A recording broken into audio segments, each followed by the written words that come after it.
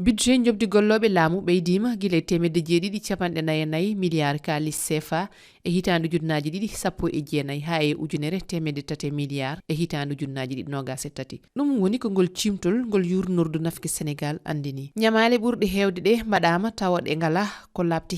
hen hunde hutorako e jobdiji di gona e budget ko dum gol cimtol kadi yaltini limre nyamaande nde windaka nde tawaka e hatumere nafke laamu ngu ina tolno e temedde jeegom milliard kalis CFA e hitandu junnaji di nogase tati dum woni tati e nder temedere wel e betoru ngalu Sénégal woni PIB feccere e nyamaale leydi ndi e saha laamu Macky Sall meeda rewdi e bindol walla e sedantagal e ko hollingol cimtol Moubarak Lo kertordo faggudu wi ngol cimtol holliti wonde ma Sénégal naabe ngur musdam to bangi faggudu e sahaji garoji di nyamaale kolliraade de ina certi e ko wodi ko e biol ngol cimtol ngol rokki yeru e société sukuk Sogepa e hitandu junnaji di nogase didi nyamlinomo temedere sappo nayi piccal nayi milliard kalis CFA meeda ruttude Moubarak Lo andani kadi wonde ngol cimtol ari gongdidi ko ngidi horejo jagorbe Sénégal hono Ousmane Sonko andinno e balde jawtude de ngol cimtol andani wonde ko fati e faggudu ko winda ko e ko wodi ko ala hen ko jiji